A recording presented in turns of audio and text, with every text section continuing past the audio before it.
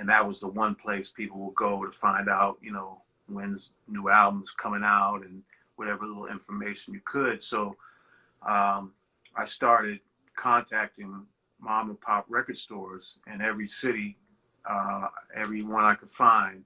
I would just call them up and say, hey, you know, I just started this, you know, this hip hop magazine, and I want to send you a little box on consignment. You know, just put it on your counter. I bought these little metal typing stands that you would use to put papers in while you're typing to hold the magazines, because the stores, you know, didn't sell magazines, so they needed some way to display them on the counter. I sent them a little stand with a box of 10 copies or whatever and say, hey, you know, try it out. If it sells, then, you know, you send me a check for the ones you sold and I'll send you the next order. And man, that worked incredibly well. I mean, I built up hundreds and hundreds, well over 1,000 record stores over the first few years, distributing the magazine.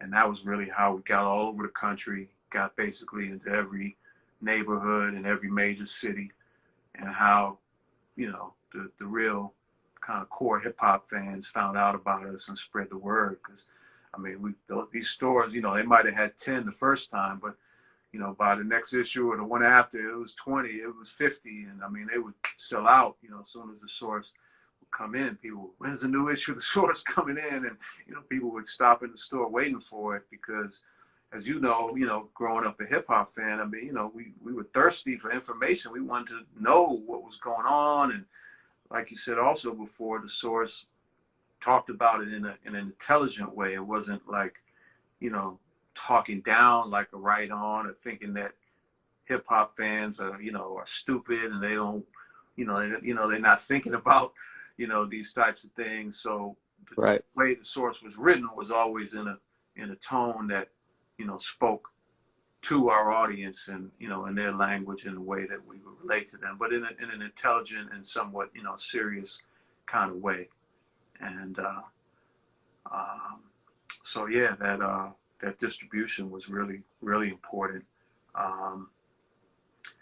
Advertising was almost all from record companies. The first 4 or 5 years, it was, you know, pretty much impossible to get any other types of companies at that stage to advertise. But, you know, that was one of the things I focused on, was ad sales for the first years and building up the Source. So once we got a little bit larger, got, you know, a little moved down to New York, I graduated. You know, I started the Source the summer of '88, which was between my sophomore and junior years. And so when I graduated, 2 years later, moved to New York City and set up a little office down in Soho in Manhattan, downtown, Broadway and Houston. And,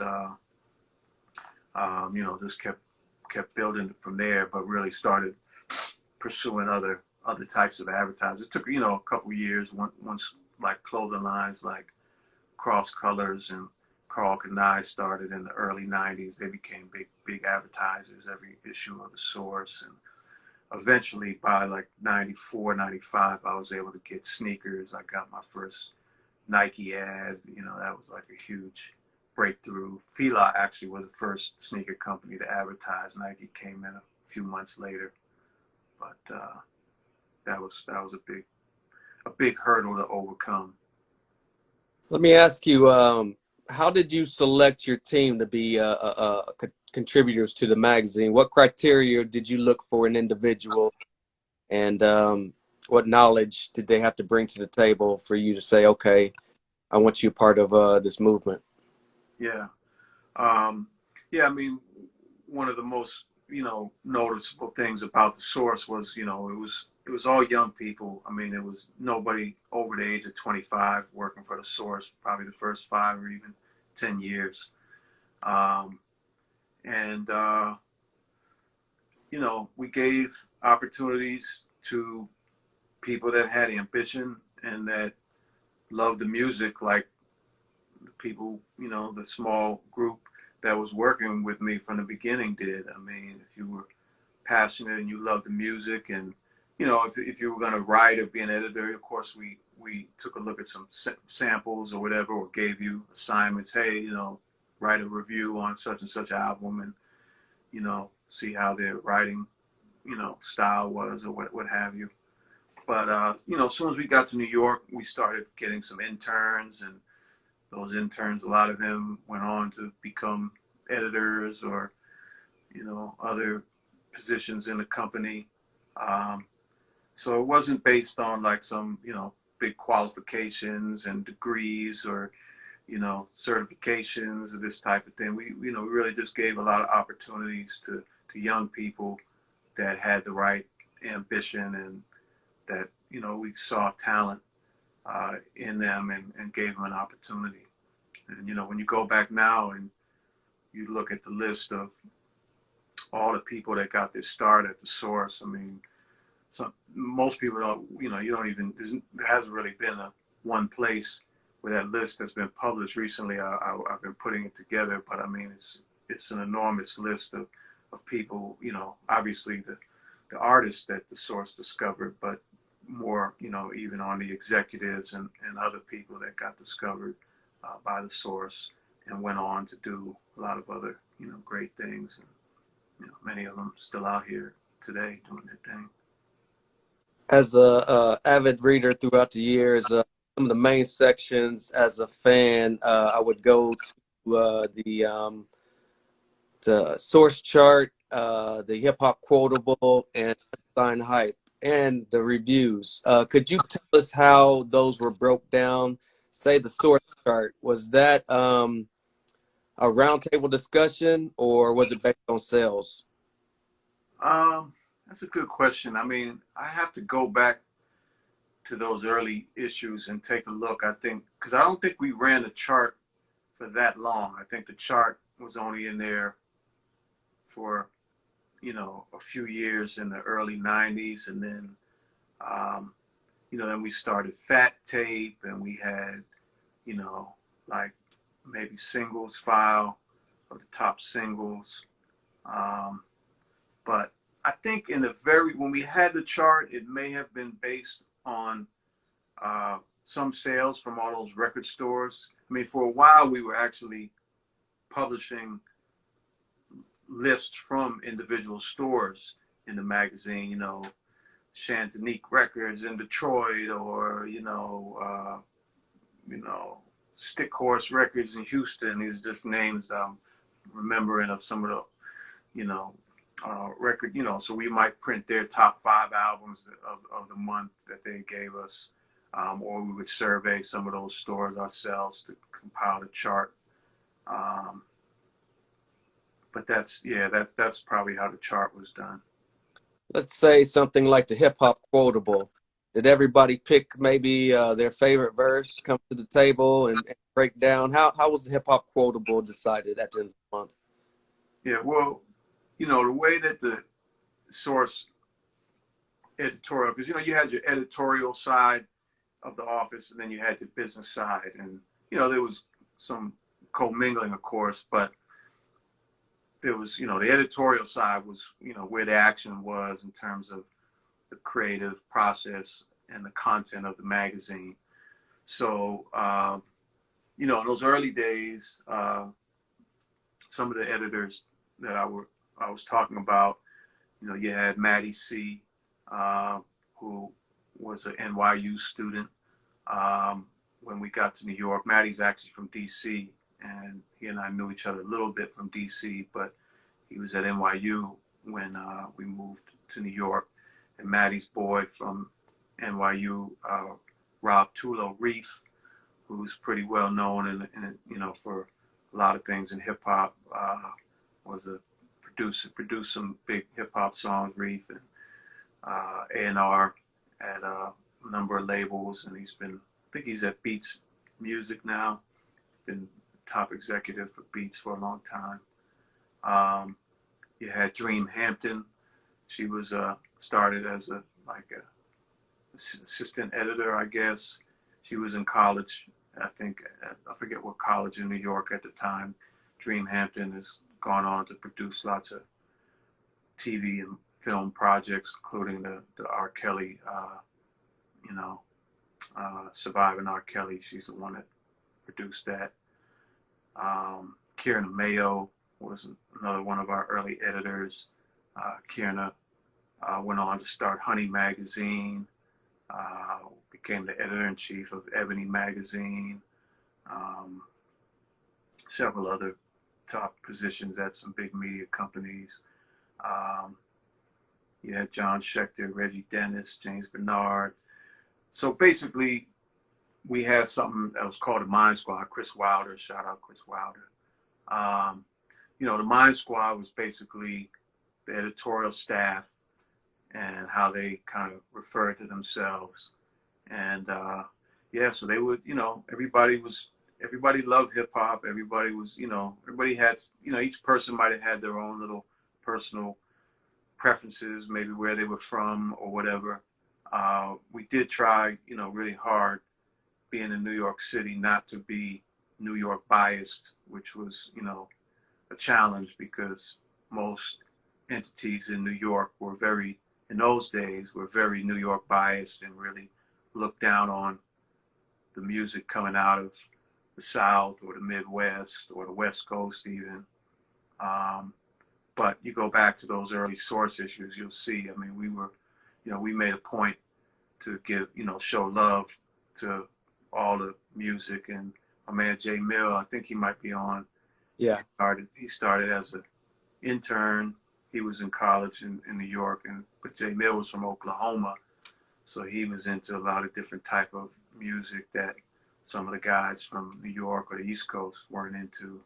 So he would always push, other artists. And Reggie, I remember he was pretty good about, even though he was from New York, about really being open-minded and listening and getting into music from other parts of the country. But that was really like an agenda that I pushed to make sure that we were representative of hip-hop from all over.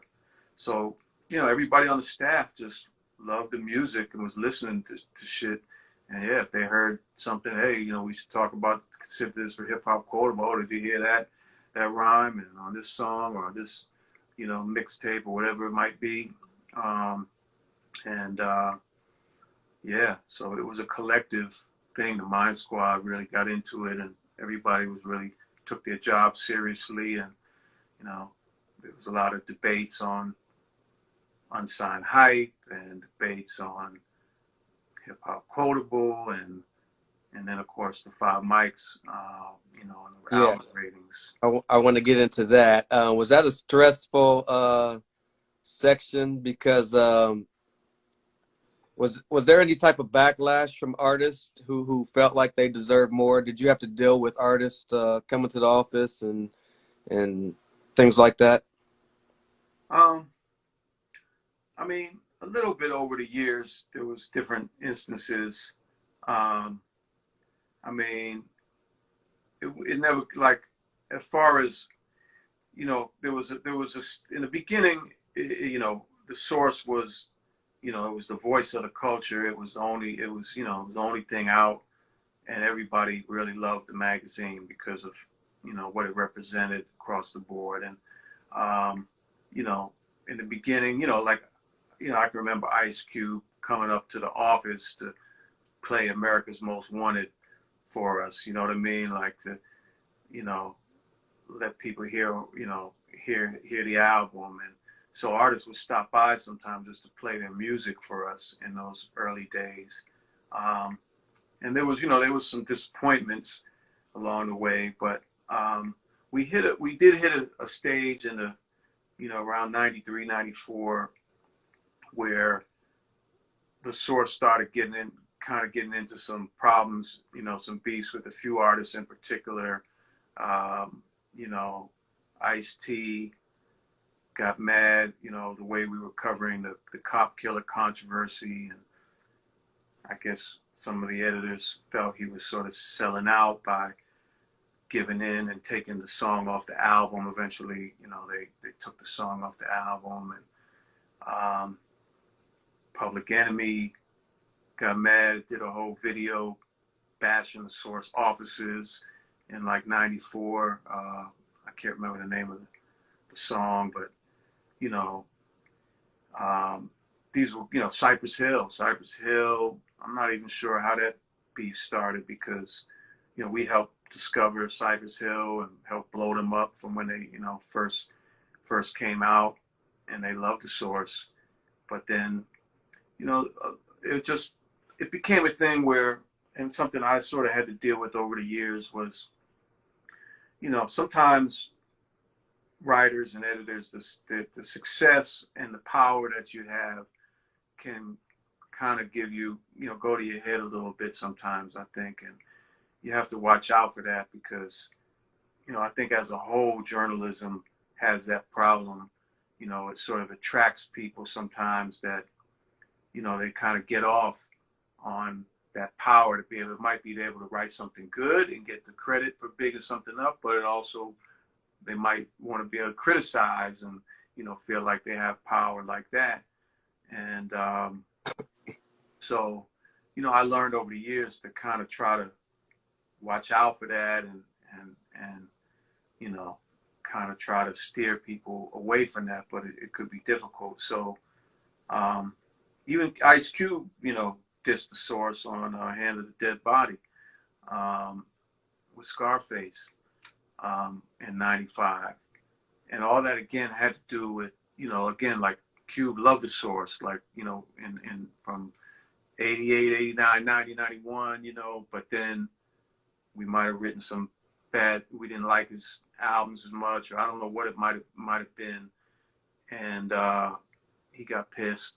So there was that little stage where a bunch of artists were getting upset, and that caused a big rift between me and some of the staff at the magazine because I felt like in some cases they were going too far and it was getting personal, and that, it's fine to give your opinion if we don't have to, give everything 5 mics or say we love everything. But, with hip hop, it's a little different just because, it's a music and a culture that comes from the streets.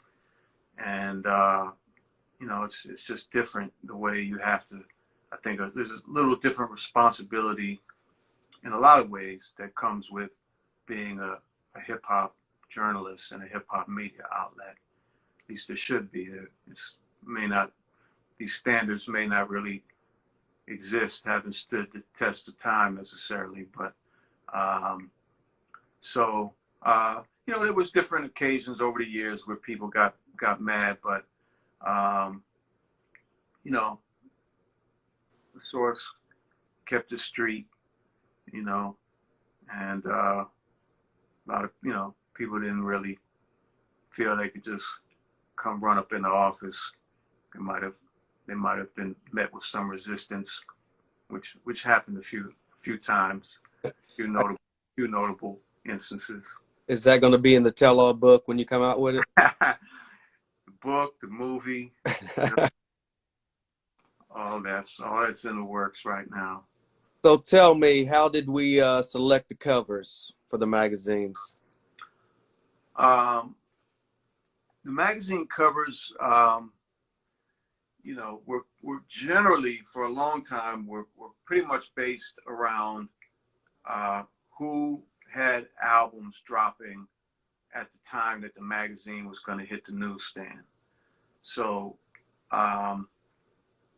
you would know, we had to plan a couple of months ahead of time. It's just the way monthly magazine cycles work, 2 to 3 months in advance. So, we would be constantly communicating with the labels to find out, when's that new Snoop album dropping, and when's the new, LL album, whatever the case may be. And, back then we would either get advanced copies of the albums that they would, give just to us, to listen to in advance, or we would do listening sessions sometimes where we might go to a studio to listen to that artist's album months ahead of time. And so, our job was to try to figure out who was going to have like the hottest album at the time the magazine dropped. And usually whoever's had the hottest album that month would be on the cover of the Source. Now, sometimes if there wasn't a big album dropping on a particular month, you know, other factors